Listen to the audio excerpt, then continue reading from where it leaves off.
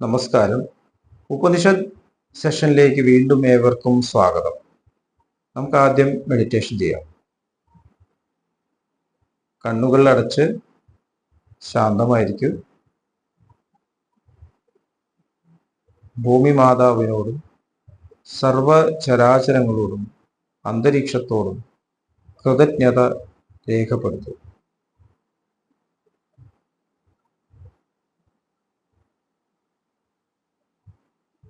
ഭൂമി മാതാവിൽ നിന്നുമുള്ള healing energy കാലുകളിലൂടെ പ്രവേശിച്ച് ശരീരം മുഴുവൻ വ്യാപിക്കുന്നതായും ശരീരത്തിലെ എല്ലാ ഭാഗങ്ങളെയും എല്ലാ കോശങ്ങളെയും റിലാക്സ് ചെയ്യാൻ സഹായിക്കുന്നതായും അനുഭവിക്കും.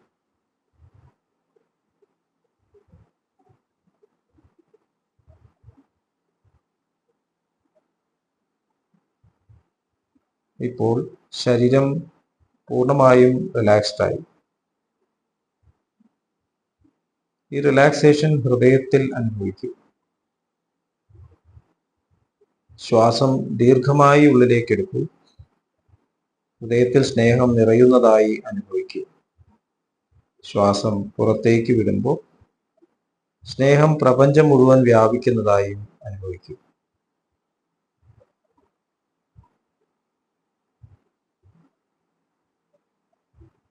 ഹൃദയത്തിൽ കുടികൊള്ളുന്ന സ്നേഹത്തിന്റെ സ്രോതസ്സിൽ നിന്നും ഉദ്ഭവിക്കുന്ന ദിവ്യപ്രകാശം മനസ്സിനെ ആകർഷിക്കുന്നതായി അനുഭവിക്കും.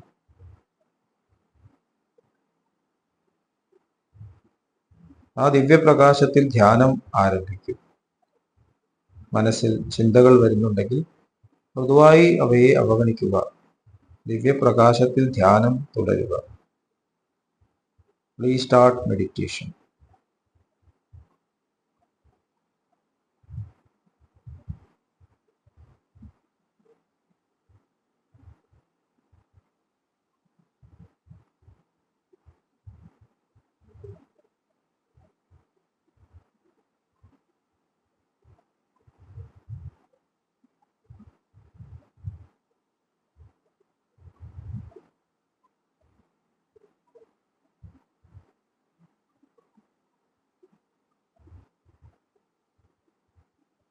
ഓക്കെ, കണ്ടീഷൻ ഹൃദയത്തിൽ നിലനിർത്തി പതുക്കെ കണ്ണുകൾ തുറക്കൂ.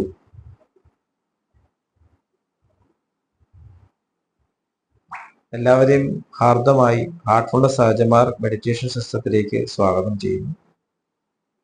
എങ്ങനെ ഈ സിസ്റ്റത്തെ ജോയിൻ ചെയ്യാം എന്നതിൻ്റെ ഡീറ്റെയിൽസ് ഡിസ്ക്രിപ്ഷൻ ബോക്സിൽ കൊടുത്തിട്ടുണ്ട്. നമ്മൾ ഛാന്തോക്യ ഉപനിഷത്ത് തുടരുകയാണ്. 3-ാമത്തെ ചാപ്റ്ററിലെ 6-ാം ഖണ്ഡം. പരിശുദ്ധ ഗ്രന്ഥങ്ങളുടെ പ്രാപഞ്ചികമായ പ്രാധാന്യം അറിയുന്നവൻ, അതാണ് ബ്രഹ്മാവ്. ബ്രഹ്മ. 1-ാമത്തെ ശ്ലോകം. തദ്യത് പ്രഥമമൃതം തദ്വസവ ഉപജീവന്ത്യാഗ്നിന മുഖേന നയൈ ദേവാ അശ്നന്തി ന പിബന്ത്യേതദേവമാവൃതം ദൃഷ്ട്വാ തൃപ്യന്തി. വസുക്കൾ ആ ആദ്യ അമൃതത്തിൽ, അതായത് ഋഗ്വേദം, ജീവിക്കുന്നു. അഗ്നി എന്ന അവരുടെ വായയിലൂടെ ശരിക്കും ദേവന്മാർ ഭക്ഷിക്കുകയോ കുടിക്കുകയോ ചെയ്യില്ല. അവർ ആ അമൃതം ദർശിക്കുന്നതിലൂടെ മാത്രം സംതൃപ്തരാണ്. 2-ാമത്തെ ശ്ലോകം. ത ഏതദേവ രൂപമസിം അഭിസം വിശന്ത്യേതസ്മാ അസ്മാദ്രുപാദ്യുദ്യന്തി. അവ സൂര്യന്റെ ആ ചുവപ്പ് രൂപത്തിലൂടെ കയറുന്നു, എന്നിട്ട് ആ രൂപത്തിൽ നിന്നും പുറത്തേക്ക് വരുന്നു. 3-ാമത്തെ ശ്ലോകം. സ യ ഏതദേവമൃതം വേദ വസൂനാമേവൈകോ ഭൂത്വാഗ്നിനൈവ മുഖേനൈതദേവാമൃതം തൃപ്യതി. സ യ ഏതദേവ രൂപമഭി സംവിശദയേതസ്മാദ്രുപാദദേതി. ആ അമൃതത്തെ ഇങ്ങനെ അറിയുന്നവർ സ്വയം വസുക്കളിൽ ഒരുവനാകുന്നു. അഗ്നിയിലൂടെ അവന്റെ വായയായി ആ അമൃതം ദർശിക്കുന്ന മാത്രയിൽ സംതൃപ്തരാകുന്നു. അവൻ ആ നിറത്തിൽ പ്രവേശിക്കുന്നു, ആ രൂപത്തിൽ നിന്നും പുറത്തു വരുന്നു. 4-ാമത്തത്. സ യാവദാദിത്യ പുരസ്താദുദീത പശ്ചാത്തമേതാ വസൂനാമേവ താവദാധിപത്യം സ്വരാജ്യം പര്യേത. സൂര്യൻ കിഴക്കുദിച്ച് പടിഞ്ഞാറ് അസ്തമിക്കുന്ന കാലത്തോളം അവൻ വസുക്കളുടെ മുകളിൽ ആധിപത്യം നിലനിർത്തുന്നു. അപ്പൊ ഇതിലെ അവസാനത്തെ ശ്ലോകമാണ് അതിന്റെ ക്രൂഷ്യൽ ശ്ലോകം എന്നാണ് എനിക്ക് തോന്നുന്നത്. നമ്മൾ ഒരിക്കലും ഡിസ്കസ് ചെയ്യുന്നുണ്ടായി, എന്തൊരു കാര്യം ചർച്ച ചെയ്യുമ്പോഴും ഞാൻ ശരിയാണെന്ന് പറയുമ്പോഴും രണ്ട് ചോദ്യങ്ങൾക്ക് ഉത്തരം പറയണമെന്നാണ്. നിങ്ങൾ എവിടെ നിൽക്കുന്നു? രണ്ടാമത്തെ ചോദ്യം, നിങ്ങൾ എങ്ങോട്ട് പോകും? നിങ്ങളുടെ ലക്ഷ്യം എന്താണ്? ഇപ്പൊ സൂര്യൻ കിഴക്കുദിക്കുന്നു പടിഞ്ഞാറ് അസ്തമിക്കുന്നു എന്ന് പറയുമ്പോൾ ഇതാണ് സത്യം എന്നൊരാൾ പറയുമ്പോൾ നമ്മുടെ കലണ്ടേഴ്സൊക്കെ സൂര്യോദയം സൂര്യാസ്തമയം എന്ന രീതിയിൽ ഉണ്ടാക്കി. സത്യമാണോ? ഒരു ചോദ്യം, നിങ്ങൾ എവിടെ നിൽക്കുന്നു? ഭൂമിയിലാണ് നിൽക്കുന്നതെങ്കിൽ ശരിയാണ്. പക്ഷേ നിങ്ങൾ ഭൂമിയിൽ തന്നെ നിൽക്കാനാണോ ഉദ്ദേശിക്കുന്നത്? നിങ്ങൾക്ക് ഉയരാൻ താല്പര്യമില്ലേ? നിങ്ങൾ ഉയരുകയാണെങ്കിൽ നിങ്ങൾക്ക് മനസ്സിലാവും സൂര്യനെ ഭൂമിയിൽ ചുറ്റിക്കൊണ്ടിരിക്കുകയാണ്. ഇനിയും ഉയരുകയാണെങ്കിൽ നമുക്ക് തോന്നും ശരിക്കും എല്ലാ ഗോളങ്ങളും സൂര്യൻ സ്റ്റേഷനറിയാണ്, സൂര്യനും ചുറ്റിക്കൊണ്ടിരിക്കുകയാണ് വേറെ. പിന്നെ നോക്കും ഗാലക്സീസ് ചുറ്റിക്കൊണ്ടിരിക്കുകയാണ്. പിന്നെ നോക്കുമ്പോൾ എക്സ്പാൻഡ് ചെയ്തുകൊണ്ടിരിക്കുകയാണ്. പിന്നെ നോക്കുമ്പോൾ ശരിക്കും എക്സ്പാൻഷൻ നടക്കുന്ന സ്പേസിലാണ് എന്ന് സയൻസ് പറയും. ശരിക്കും പാർട്ടിക്കിൾസ് അല്ല. പിന്നെ പറയുന്ന സ്പേസും ഇല്ല പാർട്ടിക്കിൾസും ഇല്ല, എല്ലാം ശരിക്കും ഫീൽഡ് തന്നെയാണ്. ചില സ്ഥലത്ത് അത് ഗ്രോസ് ആയിട്ട് കാണപ്പെടുന്ന ഒബ്സർവറാണ് തീരുമാനിക്കുന്നത്. അതാണ് ക്വാണ്ടം ഫിസിക്സ് വരുന്നത്.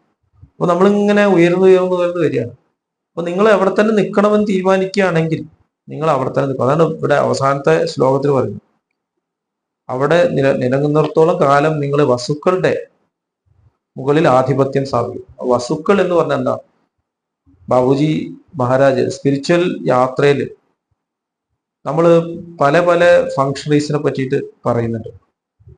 ഇപ്പൊ ഒരു സ്ഥലത്തിന്റെ, ഒരു ലൊക്കാലിറ്റിയുടെ അല്ലെങ്കിൽ ഒരു രാജ്യത്തിന്റെ ആധ്യാത്മികമായിട്ടുള്ള റെഗുലേഷൻ കൊണ്ടുവരുന്ന ഫങ്ഷണറീസ് ഉണ്ട്, സ്പിരിച്വൽ ഫങ്ഷണറീസ്, വസുക്കൾ എന്ന് പറയുന്നത്. അപ്പൊ ഇവിടുത്തെ എല്ലാ അറിവും ഉൾക്കൊണ്ട് നിൽക്കുന്ന ഒരു പേഴ്സണാലിറ്റി വസുക്കൾ. അപ്പൊ ഇവിടെ പറയുന്നത് അവർ കാണുന്നത് ഈ കണ്ണുകളിലൂടെ അല്ല, അവര് ഫങ്ഷണറീസ് ഉണ്ട്. ചിലപ്പോൾ നമ്മുടെ ഇടയിൽ തന്നെ മനുഷ്യരായി ജീവിക്കുന്നുണ്ടാവും, ചിലപ്പോൾ ഇവിടെ വിട്ടുപോയ ആൾക്കാരായിരിക്കും, അവര് മനുഷ്യരിലൂടെ പ്രവർത്തിക്കുന്നുണ്ടാവാം.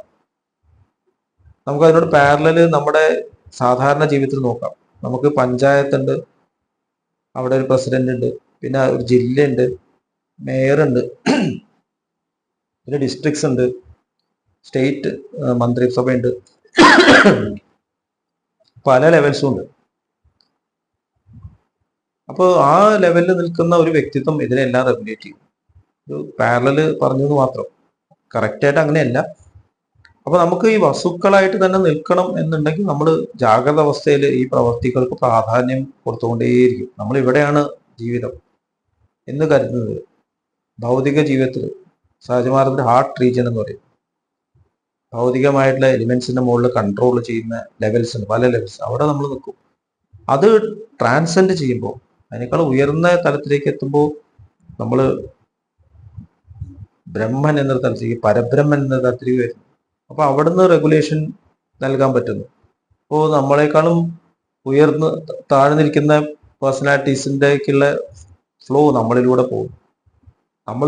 നമ്മളെക്കാളും മുകളിലുള്ള പേഴ്സണാലിറ്റീസ് ഒന്നും നമുക്ക് അറിവ് ലഭിക്കും. നമ്മളിപ്പോഴും അങ്ങനെയാണ്, സാധാരണ ജീവിതത്തിൽ അങ്ങനെയാണ്. നമ്മൾ എന്ത് ചെയ്യുമ്പോഴും നമ്മുടെ അറിവ് എവിടുന്നോ വരികയാണ്, നമ്മൾ എവിടേക്കോ കൊടുക്കും. നമ്മൾക്ക് അറിയില്ലാത്തവരെ നമ്മൾ പഠിപ്പിക്കാൻ നോക്കുന്നു, അറിവുള്ള ആൾക്കാരിൽ നമ്മൾ ലഭിക്കും. ഇത് നമ്മുടെ ഉള്ളിലും ഇങ്ങനെ ഫ്ലോ ചെയ്തുകൊണ്ടിരിക്കും. നമ്മളവിടെ ബ്ലോക്കായിട്ട് നിൽക്കുമ്പോൾ അറിവ് ഫ്ലോ ചെയ്യും, അറിവിനെ തടസ്സപ്പെടുത്താൻ പറ്റില്ല, വേറെ വഴി കൊടുക്കും. നമ്മളുടെ വളർച്ച അവിടെ മുരടിക്കും. ചാരിജി മഹാരാജ് പറയും ബൈപ്പാസ് ചെയ്യേണ്ടിയിരുന്നാണ്. നമ്മൾ ബ്ലോക്കായിരുന്ന ബൈപ്പാസ് ചെയ്യണം. നമ്മൾ ഒന്നെങ്കിൽ അവിടെ ഇല്ലാണ്ട് വേറെ ഡയമെൻഷനിലേക്ക് നമ്മൾ മാറ്റും. കാരണം ഇത് ഇവിടെ ബ്ലോക്കാണ്. അപ്പൊ നമ്മൾക്ക് പറ്റുന്ന വേറൊരു ലെവലിലേക്ക് നമ്മളെ കൊണ്ടുപോകും. ഇപ്പൊ ഒരാൾ പെർഫോം ചെയ്യുന്നില്ലെങ്കിൽ അയാളുടെ ഡ്യൂട്ടി മാറ്റും. നിങ്ങൾക്ക് ഈ പണി പറ്റില്ല. ഈ അടുത്തൊരു സിനിമ കാണണ്ടേ, അതില് കണ്ടക്ടറാണ് മെയിൻ ആക്ടർ. അദ്ദേഹത്തിന് വേറെ ആക്സിഡന്റ് കിഡ്നി നഷ്ടപ്പെടും. കിഡ്നി ട്രാൻസ്പ്ലാന്റേഷൻ കഴിഞ്ഞപ്പോൾ KSRTC ബസ്സിൽ കണ്ടക്ടർ ആകാൻ പറ്റില്ല. അപ്പോൾ അനൗൺസർ ആയിട്ട്, കാരണം ആ ജോലി ചെയ്യാൻ പറ്റില്ല. അപ്പൊ ഇങ്ങനെ നമ്മുടെ ജീവിതത്തിലും കാണാം. അതുപോലെ തന്നെ ആധ്യാത്മികതയിലും അങ്ങനെ തന്നെ. സ്പിരിച്വാലി നമ്മൾ ക്വാളിറ്റീസ് നമുക്ക് ഇല്ലെങ്കിൽ നമ്മളെ വേറെ ഡയമെൻഷനിലേക്ക്, അതാണ് ഈ പല ഡയമെൻഷനും നമ്മൾ കറങ്ങി തിരിഞ്ഞ് നടക്കുന്നു. പൂന്താനം പറയുന്നുണ്ട്, ഈച്ച ചത്തൊരു പൂച്ചയായിരുന്നു എന്നൊക്കെ പറയുന്നുണ്ട്. നരിചത്തു നരനായി പിറക്കുന്നു. അപ്പൊ അത് മരിച്ചിട്ട് ജനിക്കുന്നു എന്ന അർത്ഥമല്ല. ഇപ്പൊ തന്നെ ഈ സമയം തന്നെ നമ്മൾ വേറെ എവിടെയോ ഡയമെൻഷനിലേക്ക് മാറും. അപ്പൊ നമ്മളിവിടെ സ്പിരിച്വലി നല്ല ഉയരുകയാണെങ്കിൽ, കമ്പാഷനേറ്റ് ആവുകയാണെങ്കിൽ, നമ്മൾ അറിയാതെ തന്നെ കൂടുതൽ ഉയർന്ന വർക്ക് നൽകാൻ പറ്റുന്ന ഇൻസ്ട്രുമെന്റ്സ് ആയിട്ട് മാറും.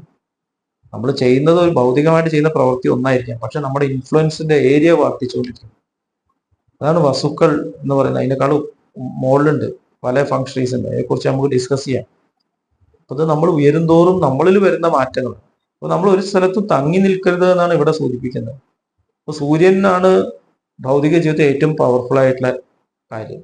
അപ്പൊ സൂര്യനെ പറ്റി മാത്രം ചെയ്ത് സൂര്യന്റെ രൂപത്തിലേക്ക് നമ്മൾ കയറുന്നു, അവിടെ തന്നെ പുറത്തു വരുന്നു, അവിടെ തന്നെ സൈക്കിള്, ജനന മരണ ചക്രത്തിൽ പിന്നെയും സൂര്യനെ കാണാനും ഭൗതികമായിട്ടുള്ള ജീവിതത്തിൽ കണ്ടിന്യൂ ചെയ്യാനും നമ്മൾ വിവശരാവും, നമുക്കത് രക്ഷപ്പെടാൻ പറ്റാതെയാണ്. അപ്പൊ നമുക്ക് ഇവിടെ വേണ്ടത് ഒരു ഷിഫ്റ്റാണ്. നമ്മൾ അടിസ്ഥാനപരമായിട്ടൊരു മാറ്റമാണ് നമുക്ക് വേണ്ടത്. അത് കൊണ്ടുവരണം എന്നുണ്ടെങ്കിൽ ഒരു സ്പിരിച്വൽ പ്രാക്ടീസിലൂടെ മാത്രമേ സാധിക്കൂ. ഉള്ളിലേക്ക് തിരിയാൻ, ശരിക്കുള്ള ആ ജ്ഞാനത്തിന്റെ ഫ്ലോയിലേക്ക് നമ്മൾ കണക്ട് ആവണം. എങ്കിലാകുമ്പോൾ ഈ തരത്തിലുള്ള ബ്ലോക്സ് നമുക്ക് ഉണ്ടാവില്ല. ഇത്രയും പറഞ്ഞുകൊണ്ട് ഇന്നത്തെ ഡിസ്കഷൻ ഇവിടെ അവസാനിപ്പിക്കുന്നു. അടുത്ത സെഷൻ വരേക്കും വിട വാങ്ങുന്നു. നമസ്കാരം.